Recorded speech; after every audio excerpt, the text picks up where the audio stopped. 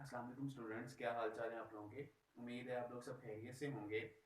आज काफ़ी दिन के बाद मुझे मौका मिला है दूसरा दोबारा से अगेन लेक्चर्स को शुरू करने का। तो आइए आगाज़ करते हैं हम लोग आज के लेक्चर का। प्रीवियसली जो मैंने लेक्चर डिलीवर किया था आप लोगों के लिए, हम लोगों ने शुरू किया था लेवल्स ऑफ बायोलॉजिकल ऑर्गेनाइजेशन। उसके अंदर हम लोगों ने फर्स्ट 2 लेवल्स को डिस्कस किया था। तो उसके अंदर सब एटॉमिक एंड एटॉमिक लेवल और मॉलिक्यूलर लेवल को डिस्कस कर रहे थे हम लोग। और आज का जो हमारा लेक्चर है, आगे इसी से नेक्स्ट हम लोग चलेंगे आगे नेक्स्ट 2 लेक्चर्स को, 2 जो लेवल ऑफ ऑर्गेनाइजेशंस हैं उनको हम लोग स्टडी करने जा रहे हैं। तो फर्स्ट जो लेवल है जो हम लोग स्टडी करेंगे आज, वो है असल में organelle and cell level. Last जो लेक्चर प्रीवियस था हमारा, वो था मॉलिक्यूलर लेवल के ऊपर और सब एटॉमिक एंड एटॉमिक लेवल के ऊपर बेस कर रहा था। अब जो मॉलिक्यूल्स हैं, जो कि हम लोग कहते हैं कि हमारी बॉडी की फॉर्मेशन करते हैं, उसके अंदर हम लोगों ने पढ़ा था कि कुछ ऐसे बायो मॉलिक्यूल्स हैं, जैसे दूसरा हम लोग कह देते हैं कि वाटर है या स्टार्च वगैरह है, प्रोटीन्स हैं, कार्बोहाइड्रेट्स हैं, लिपिड्स हैं, फैट्स वगैरह हैं। अब ये सारे के सारे बायो मॉलिक्यूल्स हैं, हमारी बॉडी की फॉर्मेशन कर रहे हैं, बॉडी बना रहे हैं। तो अब ये जितने भी माइक्रो और मैक्रो मॉलिक्यूल्स हैं जिनका मॉलिक्यूलर वेट ज़्यादा है या जिनका मॉलिक्यूलर वेट कम है, तो वो क्या करते हैं, वो एक ख़ास तरह से अरेंज होके, एक पर्टिकुलर वे के अंदर अरेंज होके फॉर्मेशन करेंगे, एक यूनिट बना देंगे। वो यूनिट क्या होगा, वो यूनिट होगा एक सेल, जिसको हम लोग क्या कहते हैं, एक बेसिक स्ट्रक्चरल और फंक्शनल यूनिट कहा जाता है। सेल की फॉर्मेशन करेंगे और उस सेल के अंदर पाए जाने वाले जो हम लोग कहते हैं कि सब सेलुलर स्ट्रक्चर्स हैं, जो कि उस सेल को फंक्शन करवाने के अंदर इम्पोर्टेंट रोल प्ले कर रहे हैं, उनकी भी बात हम लोग करेंगे इस लेवल के अंदर।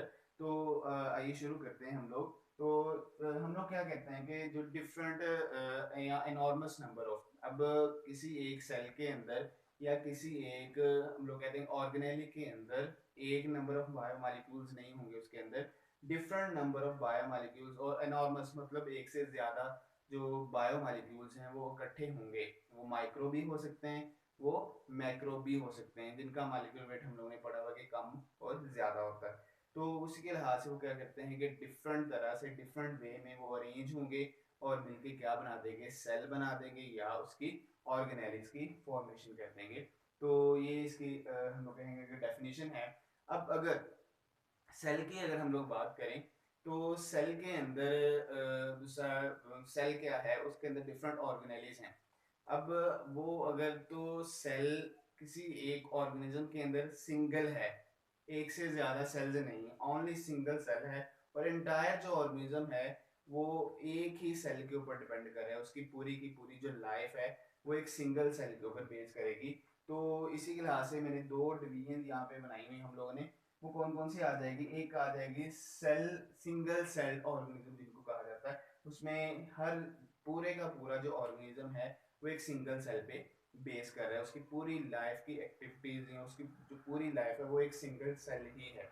तो क्या हो गया उसके अंदर, अगर हम लोग एग्जांपल्स की बात करें, तो एग्जांपल्स उनमें हम लोग कहते हैं कि डिफरेंट प्रोटिस्ट वगैरह आ जाते हैं। एग्जांपल्स की अगर बात की जाए इसके अंदर, तो प्रोटिस्ट आ जाते हैं। और उसके अलावा अगर हम लोग बात करें किंगडम मुनैरा के अंदर, ये प्रोटिस्ट किंगडम प्रोटिस्टा के अंदर आ जाएंगे, जितने भी प्रोटिस्ट हैं वो सिंगल सेल होंगे।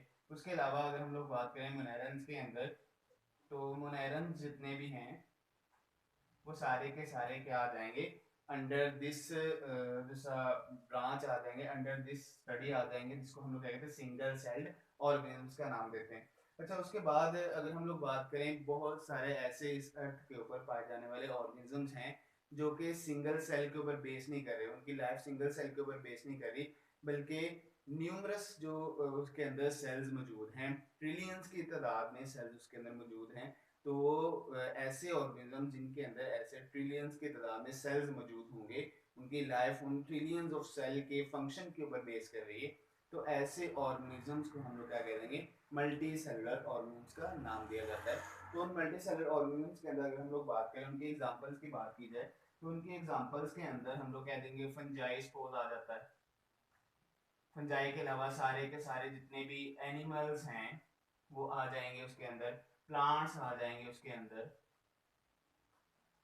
ठीक है, तो ये वाले क्या हैं, फंजाई हो गए, एनिमल्स हो गए, प्लांट्स हो गए। तो ये ऐसे ऑर्गेनिजम्स हैं जो कि जिनकी बॉडी जो है ट्रिलियंस ऑफ सेल से मिलकर बनी हुई है। अब नेक्स्ट अगर हम लोग बात करें यहाँ पे, सेल की तो हम लोगों ने बात कर ली है। अब आगे नेक्स्ट अगर हम लोग चलें तो ऑर्गेनेलिज की अभी हम लोग बात यहाँ पे कर रहे थे। तो अगर किसी एक सेल की बात की जाए, कोई एक सेल का जो फंक्शन है, अब दो चीज़ों को अगर हम लोग कंपेयर करें, अब बॉडी है, पूरी की पूरी बॉडी, अगर मल्टी सेलुलर ऑर्गेनिज्म की हम लोग बात करें तो मल्टी सेलुलर ऑर्गेनिज्म के अंदर ऑर्गन्स भी हैं। और एक यूनिसेलुलर ऑर्गेनिज्म है, उसके अंदर ऑर्गन फॉर्मेशन नहीं होगी, ना ही उसके अंदर टिश्यूज बनेंगे। तो क्या होगा, सेल का जो फंक्शन है वो किस पे बेस कर रहा है? असल में तो यूनिट ऑफ लाइफ क्या है, सेल है। तो सेल के अंदर, सेल का अंदर डिफरेंट सब सेलुलर स्ट्रक्चर्स आ जाते हैं जो कि फंक्शन परफॉर्म करेंगे। उन्हीं के फंक्शन की वजह से जो एक सेल है वो भी अपना फंक्शन परफॉर्म कर रहा है। तो ऐसे स्पेशलाइज्ड स्ट्रक्चर्स जो कि जिनकी वजह से सेल क्या कर रहा है, अपना फंक्शन परफॉर्म कर रहा है, तो उन्हीं स्पेशलाइज्ड स्ट्रक्चर्स को हम लोग क्या नाम देते हैं, ऑर्गेनेलिज का नाम उनको दिया जाता है। क्या नाम देंगे उसको, ऑर्गेनेलिज का नाम दिया जाता है। इसके लिए एक और भी टर्म हम लोग यूज करते हैं, जैसे अभी मैंने भी यूज किया है यहाँ पे, तो उसको हम लोग क्या कह देते हैं, या इसके लिए एक और भी टर्म यूज करेंगे, और इसको सब सेलुलर स्ट्रक्चर का नाम भी दिया जाता है। सब सेलुलर स्ट्रक्चर्स का नाम भी इसको देते हैं हम लोग। तो आगे इनके एग्जांपल्स की अगर बात करें तो एग्जांपल्स के अंदर क्या क्या चीजें आ जाएंगी, कौन कौन सी ऑर्गेनाइज आ जाएंगी एग्जांपल्स। एग्जांपल्स में सबसे पहले जो कॉमन हम लोग जिनकी स्टडी की जा रही है, किसी एक सेल के अंदर जो मौजूद होते हैं, उसमें हम लोग कहते हैं कि माइटोकॉन्ड्रिया आ जाती है। माइटोकॉन्ड्रिया के अलावा गोल्गी एपरेटस आ जाती है।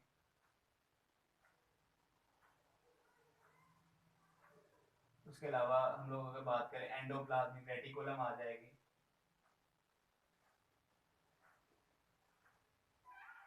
रेटिकुलम आ जाएगी। तो ये चंद एक ऑर्गेनेलिज हैं, और भी बहुत सारी उसमें राइबोसोम्स आ जाते हैं, गोल्गी एपरेटस आ जाता है, एंडोप्लाज्मिक रेटिकुलम आ जाता है, राइबोसोम्स आ जाते हैं, सेंट्रियोल्स आ जाते हैं, वैक्यूल्स आ जाते हैं। तो ये डिफरेंट सब सेलुलर स्ट्रक्चर्स हैं जिनका क्या है, अपना अपना फंक्शन है। यहाँ पे माइटोकॉन्ड्रिया की बात की, ये सेल को एनर्जी फ्राहम करने के अंदर इसका इंपॉर्टेंट रोल है। मतलब सेलुलर रेस्पिरेशन जितनी भी होती है, सेल को अगर जितनी भी एनर्जी चाहिए, तो जो सेल का पावर हाउस है वो क्या है, माइटोकॉन्ड्रिया आ जाता है। उसके अलावा अगर गोल्गी एपरेटस की बात करें, तो जितनी भी हम लोग कहते हैं कि दूसरा फॉर्मेशन होनी है, पैकिंग जो होनी है, वो सारी की सारी कहाँ पे होनी है, गोल्गी एपरेटस के अंदर होनी है। उसके अलावा एंडोप्लाज्मिक रेटिकुलम आ जाता है, राइबोसोम्स आ जाता है, सेल के लिए प्रोटीन्स तैयार करनी है, और प्रोटीन तैयार होने के बाद उसकी पैकिंग करके आगे नेक्स्ट एक्सपोर्ट करना है, तो उसके अंदर एंडोप्लाज्मिक रेटिकुलम का इंपॉर्टेंट फंक्शन आ जाएगा। नेक्स्ट अगर हम लोग बात करें इन्हीं ऑर्गेनेलिज के लिहाज से, तो कुछ ऐसे हम लोग कह देते हैं कि ऑर्गेनिजम्स होते हैं जिनके अंदर जो ऑर्गेनेलिज की तादाद होती है वो लिमिटेड होती है। और कुछ ऐसे भी हम लोग सेल्स की बात कर लेते हैं या ऑर्गेनिजम्स की बात कर लेते हैं, उनके अंदर जो हम लोग कहते हैं कि नंबर ऑफ ऑर्गेनेलिज हैं, उनकी तादाद क्या होती है, ज़्यादा होती है। और वो जितने भी हम लोग कह देते हैं कि ऑर्गेनेलिज होती हैं वो मेम्ब्रेनस होती हैं, उनके मेम्ब्रेन होती है। और कुछ ऐसे सेल्स हैं जिनके अंदर क्या होगी, नंबर ऑफ ऑर्गेनेलिज लिमिटेड हो जाती है, मतलब बहुत कम है। और उनके अंदर जो लिमिटेड नंबर ऑफ ऑर्गेनेलिज हैं वो भी क्या होंगी, मेम्ब्रेनस नहीं होंगी, उनके ऊपर मेम्ब्रेन नहीं होगी। तो ऐसे चंद एक सेल्स जिनके अंदर हम लोग बात करेंगे कि ऑर्गेनेलिज की जो तादाद है वो लिमिटेड है, तो ऐसे सेल्स को हम लोग कहते हैं, जो कुछ हम लोग बात करेंगे प्रोकैरियोटिक सेल्स। कौन से सेल्स आ जाएंगे उसके अंदर, प्रोकैरियोटिक सेल्स आ जाएंगे, have limited number of organelles. उसके अंदर ऐसे सेल्स जिनके अंदर लिमिटेड नंबर ऑफ ऑर्गेनेलिज हैं, तो ऐसे सेल्स हम लोग क्या कहते हैं, वो कौन से सेल हैं, वो प्रोकैरियोटिक सेल्स हैं। और उनके अंदर जितनी भी ऑर्गेनेलिज होंगी वो उनके वो मेम्ब्रेनस नहीं होंगी। जैसे हम लोग बात करेंगे सेंट्रियोल्स आ जाते हैं, और उसके अलावा दूसरा वैक्यूल्स आ जाते हैं। तो ये चंद एक हम लोग कहते हैं कि सेंट्रियोल्स वैक्यूल्स वगैरह आ जाएंगे जो कि मेम्ब्रेनस नहीं होते, लिमिटेड नंबर है इनके अंदर, प्रोकैरियोटिक सेल्स के अंदर। नेक्स्ट अगर हम लोग चलें, जो कि मेम्ब्रेनस और रिच नंबर ऑफ ऑर्गेनेलिज जो हैं, ये कौन से सेल्स के अंदर मौजूद होंगी, तो वो वाले सेल्स आ जाएंगे यूकैरियोटिक सेल्स। कौन से सेल्स आ जाएंगे, वो यूकैरियोटिक सेल्स हैव न्यूमरस, हम लोग बात करें कि rich number, rich and membranes organelles. उसके अंदर जो यूकैरियोटिक सेल्स हैं उनमें उनकी तादाद भी ज्यादा है, और उनके अंदर जितनी भी वो ऑर्गेनेलिज हैं वो ज्यादातर कौन सी होंगी, मेम्ब्रेनस होंगी। उन मेम्ब्रेनस ऑर्गेनेलिज की अगर बात करें, वो मेम्ब्रेन कौन सी है, वो सेल मेम्ब्रेन होगी। उनमें जो एग्जांपल्स मैंने ऊपर लिखी हुई है यहाँ पे, माइटोकॉन्ड्रिया जैसे स्पोर, ये भी मेम्ब्रेनस होगी। उसके अलावा जो गोल्गी एपरेटस है वो भी मेम्ब्रेनस होगी, और एंडोप्लाज्मिक रेटिकुलम है ये भी मेम्ब्रेनस होगी। उसके अलावा प्लांट सेल की अगर हम लोग बात करें, उसके अंदर क्लोरोप्लास्ट पाया जाता है, वो भी क्या होगी, मेम्ब्रेनस होगी, मतलब सेल मेम्ब्रेन होगी।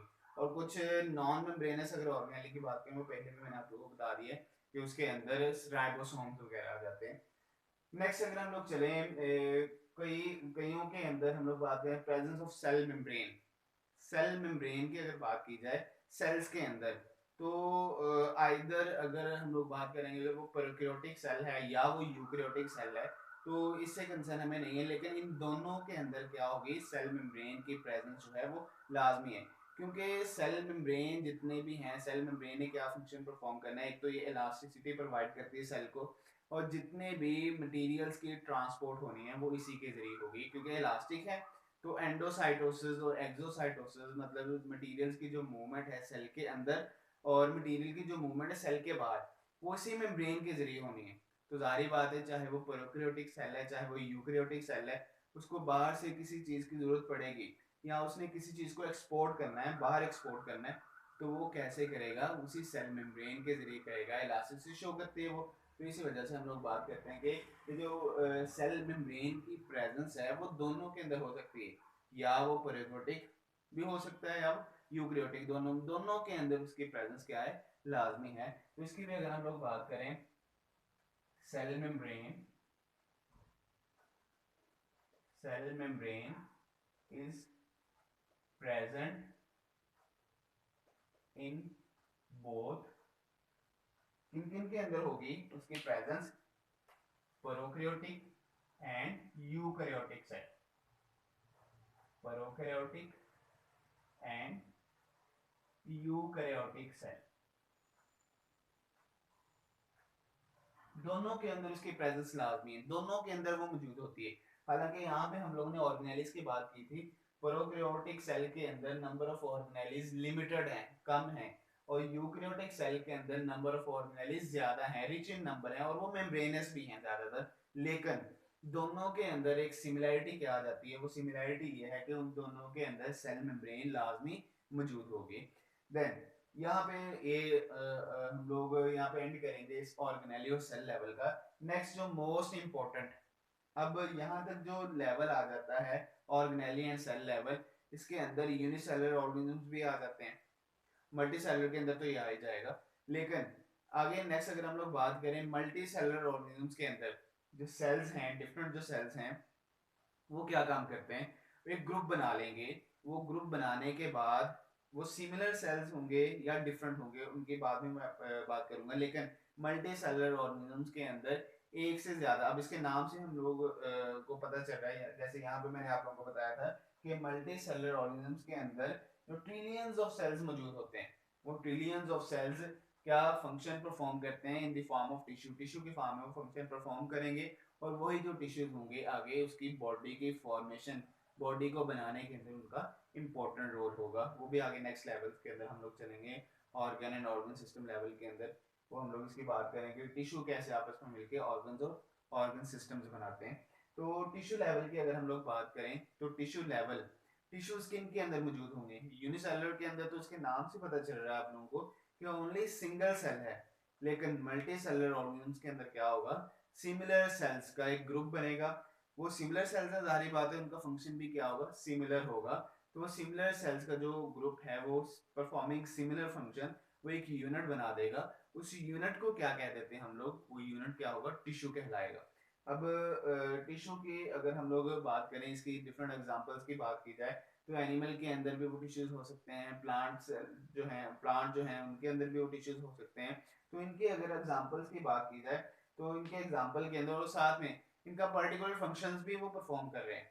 तो वो पर्टिकुलर जो फंक्शन है वो सेल के जो ऑर्गेनिजम्स है उसका फंक्शन के लिए वो भी क्या होगा, इंपॉर्टेंट होगा। ऑर्गन सिस्टम या ऑर्गन अगर वर्क कर रहे हैं, तो वो ऑर्गन जो है वो वर्क किसकी बेस पे करेंगे, वो टिश्यू की ही बेस पे करेंगे।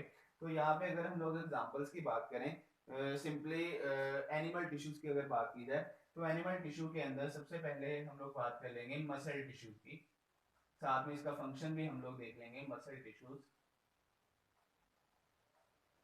अब मसल्स क्या करते हैं, मसल्स हमारी बॉडी को मूव करवाने के अंदर इनका इंपॉर्टेंट, मूवमेंट के अंदर इनका इंपॉर्टेंट रोल है। मूवमेंट कैसे करवाएंगे हमारे डिफरेंट बॉडी के पार्ट्स को या बॉडी को, इन्होंने क्या काम, इनके अंदर एबिलिटी क्या है, they have ability to contract and relax. क्या करेंगे ये वाले, have ability to contract, contraction की इनके अंदर एबिलिटी है। जब वो कॉन्ट्रैक्शन हो जाएगी तो इसकी वजह से वो क्या करना शुरू कर देंगे, मूवमेंट होगी।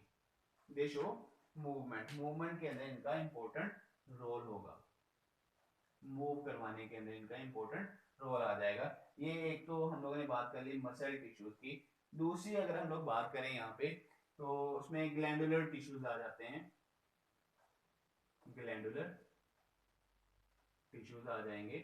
अब ग्लैंडुलर टिश्यूज क्या काम करते हैं, हमारी बॉडी के अंदर जो डिफरेंट सेक्रेशंस प्रोड्यूस होती हैं, मतलब हार्मोन्स वगैरह, मतलब जैसे हम लोग बात करें हमारे स्किन के अंदर स्वेट ग्लैंड्स है वो स्वेटिंग कर रहे हैं। उसके अलावा सीबम ग्लैंड है जो कि स्पीशियस ग्लैंड जो कि सीबम प्रोड्यूस कर रहे हैं, जो ऑयली हमारी स्किन हो जाती है अक्सर दूसरा गर्मियों की सीजन के अंदर। तो वो किस वजह से हो रहे हैं, वो डिफरेंट ग्लैंड्स हैं। ऐसे ही हमारी बॉडी के अंदर भी डिफरेंट ग्लैंड्स मौजूद हैं, वो ग्लैंडुलर टिश्यू से मिलकर बनते हैं। और उनका फंक्शन क्या होगा ग्लैंडुलर टिश्यूज का, वो क्या काम करेंगे, have ability to secrete hormones. इनके अंदर क्या एबिलिटी होगी, हार्मोन सिक्रीट करने की या सिक्रीशंस की। इनका फंक्शन क्या होगा, सिक्रीशंस के अंदर इनका इंपॉर्टेंट रोल है। अच्छा, उसके बाद देन नेक्स्ट अगर हम लोग चलें प्लांट टिश्यूज के अंदर, तो प्लांट टिश्यूज के अंदर दो मशहूर हम लोग बात करते हैं टिश्यूज की, जो कि प्लांट की लाइफ के अंदर इंपॉर्टेंट रोल है उनका।